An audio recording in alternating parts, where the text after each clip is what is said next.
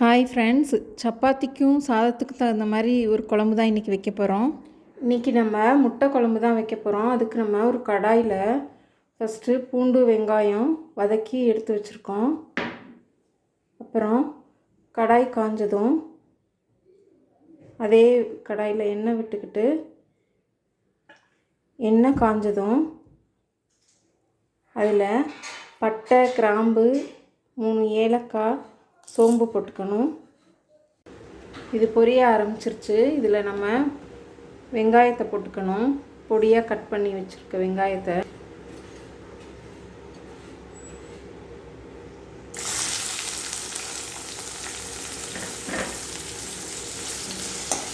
சேர்த்து நல்லா வதக்கிக்கணும். இதில் 1 டீஸ்பூன் உப்பு போட்டுக்கிறோம்.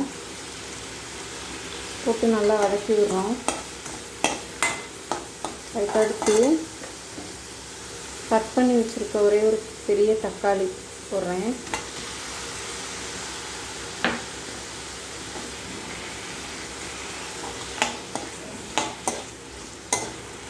வெங்காயம் ஒரே ஒரு பெரிய வெங்காயம் போட்டிருக்கோம்.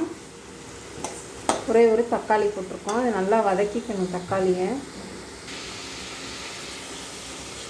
பூண்டு, வெங்காயம், தேங்காய், கசகசா இதை மூணையும் போட்டு மிக்ஸி ஜாரில் போட்டு அரைச்சி எடுத்துக்கணும்.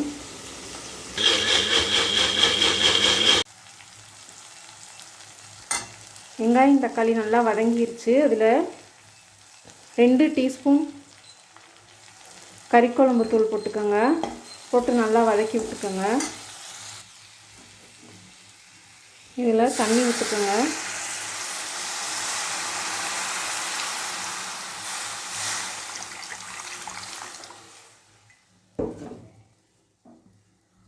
இதில் நம்ம அரைச்சி வச்சுருக்க தேங்காயை ஊற்றிக்கணும். தேங்காய், பூண்டு, வெங்காயம், கசகசா போட்டு அரைச்ச பேஸ்ட் இதில் ஊற்றிக்கணும்.